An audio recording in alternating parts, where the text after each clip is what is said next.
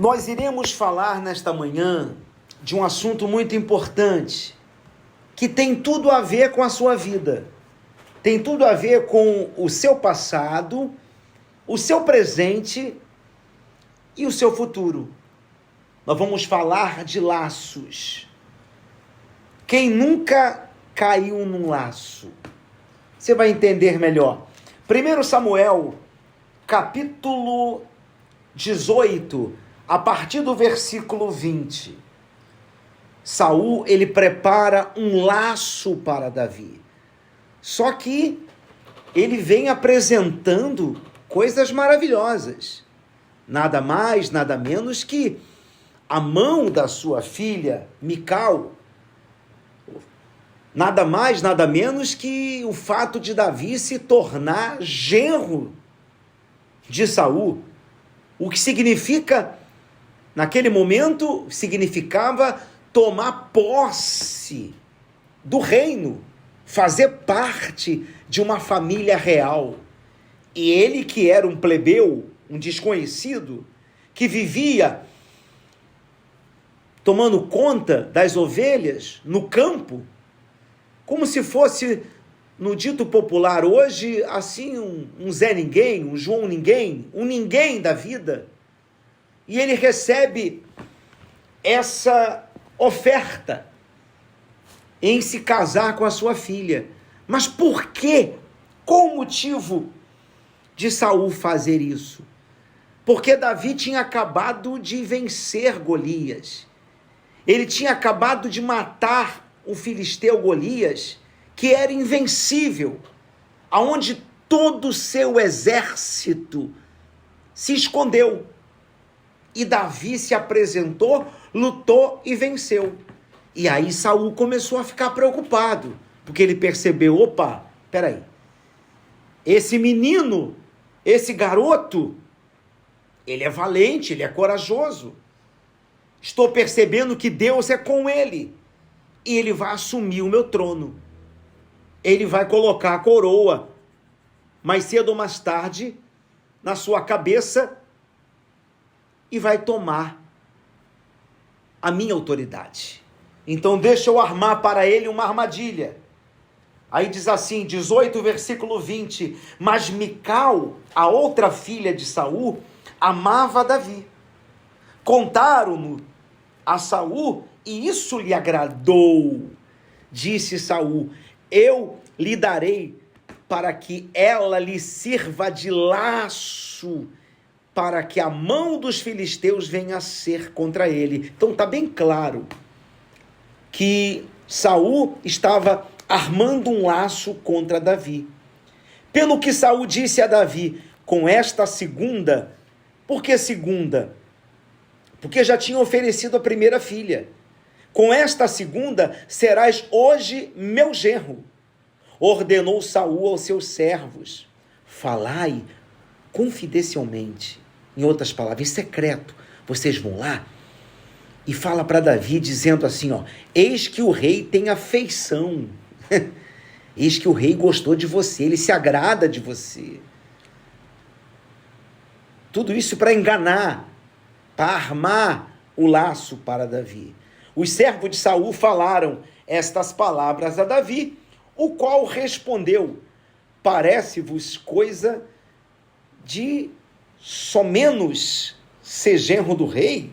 Sendo eu homem pobre e de humilde condição, Davi ainda chegou a questionar, peraí, eu sou humilde, eu sou pobre, a coisa está muito fácil, como é que pode isso aí? Ele quer que eu seja o seu genro? Ele quer que eu venha fazer parte desse reinado, da família real? Versículo 25, então disse Saul, assim direis a Davi, o rei não deseja dote algum, porque naquela época, quando ia se casar com a filha de um rei, tinha que se dar o dote. O dote era como se fosse um penhor, uma garantia, tinha que ser algo assim, muito valioso, se dava um dote. Só que Davi não tinha nada. Então, o dote que ele pediu, entre aspas, Saul pediu, era que ele viesse trazer 100 prepúcios dos filisteus. Para quem não sabe, o prepúcio é aquela pele que cobre o órgão genital do homem. Então, ele falou assim, você vai trazer para mim 100 peles daquelas, 100 prepúcios. Só que Davi foi e trouxe 200. Observe só. Por que ele falou isso? Por que Saul pediu para ele trazer 100 prepúcios? Porque na cabeça de Saul, Davi seria morto. Eu estou pedindo para ele lutar contra 100 homens e ter que arriar as calças desses homens, porque não é só dominá-lo, não é só ferir, é arriar as calças, cortar a pele do prepúcio. Então, é uma missão suicida. Ele vai morrer, com isso ele não vai casar com a minha filha, com isso eu não sofro a ameaça dele assumir o trono no meu lugar. Isso, pensamentos de Saul, na cabeça de Saul, que chama-se a grande armadilha, que podemos chamar também de vingança desproporcional. Bispo, o que é uma vingança desproporcional? É quando uma pessoa, ela se levanta contra você, sem você não ter feito nenhum mal a ela. Isso acontece muito no trabalho, na escola, na faculdade, na academia, sabe? As pessoas que estão concorrendo com você no mesmo ramo de vendedor, pessoas que dizem assim, poxa, eu não entendo, eu nunca fiz mal a fulano, pelo contrário, até sempre tentei ajudar.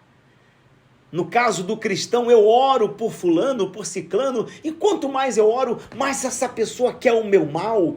Isso é a vingança desproporcional.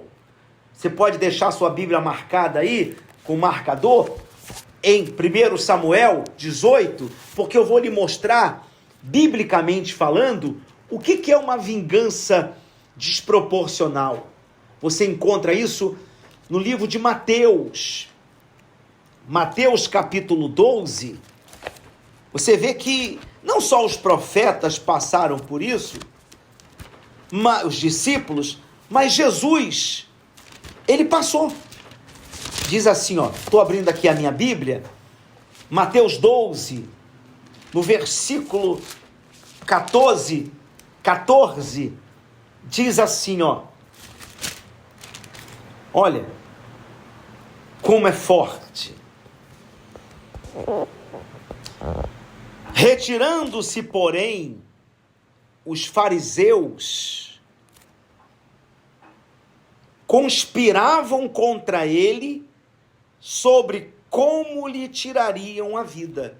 Então os fariseus já estavam, sabe, armando, conspirando, como é que nós vamos fazer agora, elaborarmos um plano, uma estratégia para matarmos Jesus. Mas o que Jesus tinha feito de mal? Você está com a sua Bíblia aberta? Você pode ver aí no capítulo 12, a partir do versículo 9, Jesus tinha acabado de realizar um milagre. Essa respiração assim é para mostrar que estava fresquinho, tinha acabado de acontecer um milagre. Não, vinha acontecendo vários milagres, mas nesse caso, nesse momento em que eles se reuniram para conspiração, para realizar e planejar uma vingança desproporcional, Jesus tinha acabado de curar um homem da mão ressequida. E você tem vivido isso, não tem? Dentro da sua casa, família, parentes, no trabalho, de repente até mesmo dentro da própria igreja. Aonde você vai, você encontra uma pessoa que, sabe, se ela não mostra claramente que ela quer o seu mal, ela até procura disfarçar, mas ela torce, sabe? Ela torce por dentro para que você não vença. Eu estou rindo porque isso me faz lembrar, uma vez eu fui ver o jogo do time que eu torço. Todo mundo sabe que eu sou sofredor, sou vascaíno. E eu fui com meu filho e mais 2 amigos lá no estádio da Ponte Preta, ver Vasco e Ponte Preta, lá em Campinas, isso na época. E, para quem sabe muito bem, conhece, o estádio da Ponte Preta não tem aquela estrutura como tem o Brinco de Ouro, que é o estádio do Guarani, que fica bem próximo. Então, é o tipo de estádio que só dá para ir uma torcida só. E eu fui com roupa normal, não tinha como ir com a camisa do time. E a Ponte Preta fez um gol, fez 1-0, e aquele uau-uau todo, né? E eu ali, chateado, mas não podia transparecer. E daqui a pouquinho o Edmundo vai lá e faz um gol e bota o dedo na boca assim, pedindo silêncio. Shhh, meu Deus, quando ele fez aquilo, primeiro quando ele fez o gol, eu torci assim, aquele torce como se eu estivesse falando assim, puxa vida, deixaram fazer o gol, mas tá torcendo por dentro. E aí, gente, foi um fuzuê, porque eles subiram, os torcedores subiam naquele alambrado, na tela, e sacudia. Eu falei, meu Deus. E os policiais deixando o cachorro, o pastor alemão, para querer conter, para não derrubar o alambrado. Então, eu estou falando tudo isso para você ter uma noção do que é torcer por dentro. Mas também você não deve se preocupar com isso. Isso é inevitável. Enquanto nós vivermos, vai ter pessoas torcendo ao seu favor, pessoas torcendo contra e pessoas planejando laço de injustiça, pessoas querendo jogar seu nome na lama. Tudo isso é bíblico. Então, aonde eu quero chegar? Por que eu estou trazendo essa pregação? Para você entender o seguinte, que Deus, Ele não livra ninguém do laço. Que isso, bispo? Não. Todo mundo tem que ser laçado pelo laço da injustiça, pelo laço, sabe, de uma decepção com uma pessoa que você ama. E eu vou lhe provar isso. Quando você serve a Deus, Deus não livra você do laço, mas Ele livra você no laço. Olha a diferença do do e no. Deus, Ele não livrou Daniel da cova dos leões, mas Deus livrou Daniel Ele não livrou no mas livrou no lá na cova. Deus não livrou Sadraque, Mesaque e Abednego da fornalha, mas o livrou lá dentro do fogo. Então Deus permite você ser laçado, você ir para a cova, ir para a fornalha, para você ser preparado, para você se fortalecer espiritualmente, para você ter base, para dar testemunho lá na frente para outras pessoas. E todo laço que vier sobre você, como veio o laço de Saul para destruir Davi, todo laço que vier para querer destruir sua vida só vai servir para você ser promovido. Como assim? Você vai entender. Quando Davi venceu Golias, ele foi promovido, ele ficou famoso, as pessoas começaram a falar. Por esse motivo, Saul foi e armou esse laço para ele. Falou assim, olha, eu vou dar para você a minha filha, você vai ser meu genro, bancou o bom moço, sabe? Como se tivesse caindo tudo do céu, assim, com facilidade. Mas o dote que você vai dar, já que você não tem condição nenhuma financeira, é trazer para mim 100 prepúcio dos filisteus. Em outras palavras, eu vou levar você para a morte. Eu vou levar você agora para ser morto. É muito forte isso. Quando Davi vai e traz não 100, ele não traz 100 prepúcio, ele traz 200. Meu Deus, ali, imagina como deve ter sido na hora o semblante de Saul. Porque ele falou, o cara era para ter sido morto. Aí a fama dele aumentou mais ainda. Aí começou as gritarias. Saul matou 100. Davi matou 1000. Quando eles voltavam das batalhas, Saul matou 1000. Davi matou 10.000. E aí Saul foi e se virou contra totalmente. Aí ele se rebelou. E mostrou, quero matar ele mesmo, quero matar. E pegou os melhores homens mais capazes e começou a caçar Davi para matá-lo. E houve um momento nesse interim, olha como é que são as coisas. Por isso que é importante você manter teu coração limpo. Olha o que aconteceu, Davi, ele estava numa caverna escondido. E em Israel o que mais tem são cavernas, o que mais existe é cavernas. E Saul ele entra numa caverna para esvaziar o ventre, exatamente na caverna que Davi está. E Davi tinha tudo para matá-lo. Poxa, o homem está me caçando, eu estou me escondendo que nem rato, e agora, olha aqui, ó. Tá tudo na minha mão aqui, ó. Ele está esvaziando o ventre, naquele momento, né, sagrado, que não teria nem como Saul reagir. O que Davi faz? Ele vai e corta, os reis sempre usavam aquelas vestes longas, e vai e corta um pedaço das vestes de Saul como prova que ele teve a oportunidade de matá-lo e não matou. E Davi chega e diz bem alto, meu rei! E observe que a Bíblia diz que Saul ele grita assim, meu filho!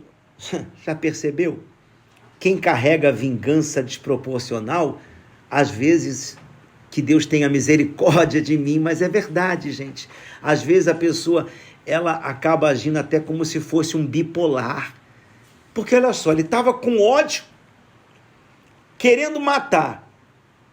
Davi pega um pedaço das suas vestes, chama ele de meu rei, e ele responde, meu filho. E ali a fama aumentou mais ainda de Davi, porque imagina aqueles homens que estavam ali, guerreiros, comandados por Saul, para matar Davi. Ali a fofoca aumentou, né? O disse-me-disse, porque eles voltaram para a cidade dizendo, Davi é misericordioso, Davi é cheio de amor, Davi, além de guerreiro, vencedor, além de Deus estar com ele ama o rei. Então a fama foi aumentando mais ainda. E o detalhe, Davi não tocou no ungido de Deus. Embora Saul estivesse mal espiritualmente, ele não ousou em tocar. Isso significa o seguinte, não queira fazer justiça com as próprias mãos. Entrega o teu caminho ao Senhor, confia nele. Entrega teus problemas, tuas lutas, as injustiças que você está sofrendo, as perseguições, os maus tratos das pessoas que você espera amor, carinho, respeito, consideração, elas estão lhe desprezando, não importa, ore por elas, peça a Deus que o que Deus tem feito na sua vida, que venha fazer o dobro por aqueles que querem o seu mal. Esse é o coração segundo o coração de Deus. Essa é a atitude que Deus espera de todos aqueles que dizem assim, eu creio em Deus. E eu sei que é difícil. Muitas das vezes é difícil perdoar. Mas aí é que entra a consagração, a santificação, o buscar a Deus. E aí ele faz morrer a velha natureza e lhe dá a natureza divina. É aí que você passa a ter uma nova mente, a mente de Cristo. Então, saiba que todas as lutas que você está enfrentando, Deus vai lhe dar a vitória. Não temas. Todo laço que você foi laçado, dificuldades que você está passando, entenda só uma coisa: eu estou servindo a Deus, eu vou terminar agora. Eu estou servindo a Deus, então Deus vai me exaltar, Deus vai me honrar, porque Ele diz: aos que me honram, eu honrarei. Ele diz: buscar-me-eis e achareis. Agora, se você não está servindo a Ele, então, o que esperar com esse laço? Infelizmente, Deus não pode fazer nada. Por que, bispo, Deus não pode fazer nada? É simples. Porque Deus não sai da nossa vida. É nós que expulsamos Deus com as nossas atitudes e erros. Eu vou terminar aqui agora. Para você que está me acompanhando no seu automóvel, na sua casa, no trabalho, enfim, pela rede social. E vou continuar o culto aqui na igreja. Deus não sai das nossas vidas. Deus não saiu da vida de Saul. Saul que expulsou a Deus, se curvando ao ódio, à malícia, a tudo aquilo que desagrada a Deus. É hora de você buscar reconciliação. Se você diz assim: não, bispo, eu estou bem com Deus, então agradeça a Ele. É hora de você se fortalecer mais ainda.